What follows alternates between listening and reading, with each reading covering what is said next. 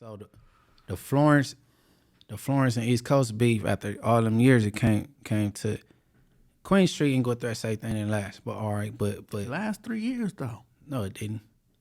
3 years. We did that in December of 2019. Right before Christmas 2019, that was squashed. I know the little badass dude that went to jail, and when he came home, he started the bullshit. But they didn't have no killings.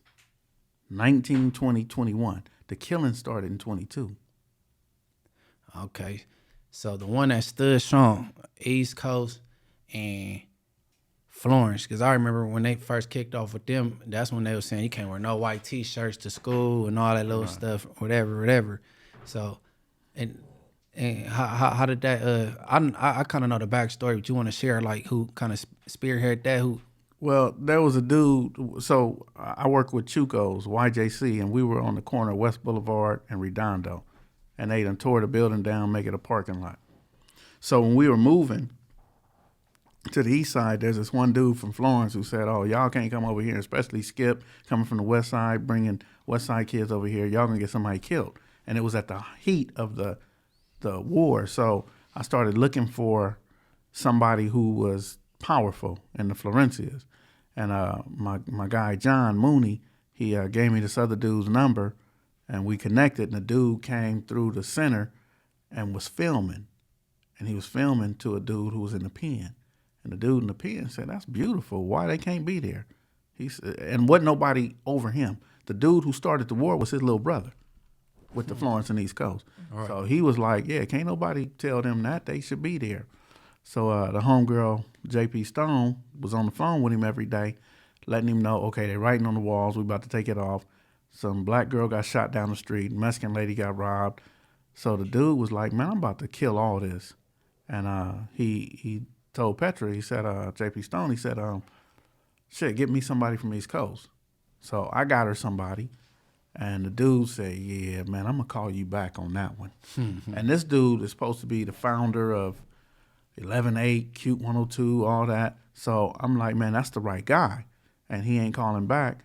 And Doc was in the building. He's hanging with Syke. You know, that's Uncle Nephew. So he walked by, and she asked him, JP Stone asked him, and he said, "Hell no, I ain't doing that." And the next time he walked by, she was on the phone with the homie Bobo from Florencia. And she put him on the phone, and that was it. Bobo said, "Look, man, it's not Florencia telling you to end this war." He said, "God put this on my heart. God wants me to do this." And everybody called Lil Doc a devil, evil, bandit, all that type shit, right? But he took that in, that God put this on his heart, and he did the hard work. Doc did what it took from 1st Street to 190. He had them meet at the building. They argued, they fought, they cried. They said, "All right, come back next week." They met at the building again. And the third time was a charm. The third time, I can't remember whose phone it was. They put the phone on the table, and Bobo was in the room, on the phone, and he said, "Estuvo." That was it, Estuvo. Hey. And they all listened. They all listened. And there's been 2 shootings since. That's November 1st, 2019. There's been 2 shootings. One dude from Florencia admitted, he got shot, but he admitted that he did everything wrong. So he said it wasn't their fault, it was mine. Then this black dude on 76 in Compton, he was shooting at a house, and he admitted that they took his bike. So he got mad and shot at the house.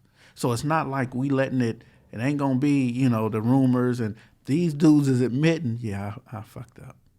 So he got punched on, and the Florencia said, "Man, we asked him, where are you from?"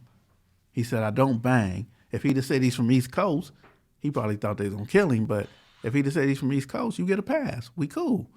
But he said, "Oh, I don't bang." They said, "Okay, we're gonna take your bike." Right. So then he get mad and want to shoot up the apartment building. But he got punched on for that.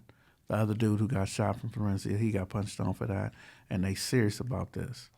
They serious about that treaty. So everybody that don't know who Lil Doc is, Lil Doc from East Coast, and he played on the East Coast side, the part of putting it together, and he got sentenced to how long in the feds? He got I think it's 35 years.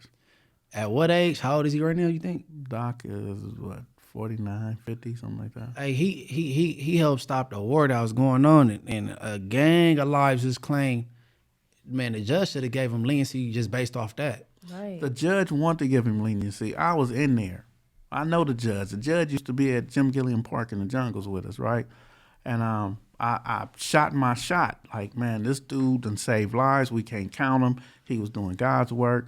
And the judge was on his side, but the DA said as soon as he got arrested, the very first thing he did was went into a cell and stabbed the dude over the remote control to the TV. Right. I heard about that. So it's like, he said, man, so maybe he did save some lives, but we got to go by every time he's in custody, he's stabbing somebody. And when he's on the street, if he's not shooting somebody and killing them, he's giving people the guns to kill them. So we was shooting for him. And, you know, the thing is that Doc was looking at us like, it's all right, man, don't trip. You know, we in the courtroom sadder than he is. You know? That was crazy. No, that be that accountability shit. And you just, know what I'm saying? You facing reality. You know what I mean? Yeah. Nah. Hats off to him, though. Man, the judge should have overrode the DA. Right, man. 'Cause this your court. You know what I'm saying? This your field right here. Yeah. Yeah, man. Shout out Doc. That's crazy. Yeah. Dang, 35 years, and this was recently. Mm-hmm. Wow. See, you might not be familiar, Mariah, but like that Florence versus East Coast beef was a real deal. You know what I'm saying? Mm-hmm. You know how it go because you from the harbor area when it's racial with the ranchos and say like the harbor cities, Dodge cities, Well, East yeah, Side the Payne, Dodge cities had to William get up Moss. out of there. Yeah. Like they had a toxic beef. You know what I'm saying? You said they had. No. Past tense. Like No. I'm surprised. No, it's still going. Yeah, I was gonna say it's very It's much still so going, going. yeah. It's still going. It's still going. Hey, well, that's an uphill battle for other ones though. Like I said, I think it's easier to work on the blood on blood beefs. You know what I'm saying? Versus crossing You know over. what? I got into this. I was living in Compton back in 2005 when I got out. 2005, I'm living in Compton. I stop at the gas station on Wilmington and Rosecrans, and I'm reading the writing on the walls where the Treetop Piru, named a person from Fruittown Piru and said they're snitch, they whacked this and that, and they was crossing them out. And this is 2005. And I know you talking about. I ain't gonna say his name though. But I said, man, this is sick. This is sick, man. We all the same. How this? And I didn't think it would go to where it went. I didn't think the Ludus Park and the mob would go to where it went. You know what I mean? I was around in '93 when the Crenshaw Mafias and NHPs went at it. And I was in jail in '98 when, man, it was fights, you know, on the blood module behind that. You know, and the Pasadena, Denver Lanes and the P9s, you know, the Squigglies now, I guess. But, you know, when Blood started fighting Bloods, it was like, man, this is unheard of. This was unheard of. Yeah, see, Alex got to do that. The segment on, I think, because the first blood on blood beef probably was Crenshaw Mafia NHP. Yeah. So yeah, he got to hop on that. But yeah, But you know, it was the same time as the PDLs and the P9s too. The PDLs and P9s, NHPs and Crenshaw Mafias, they was all in that same era.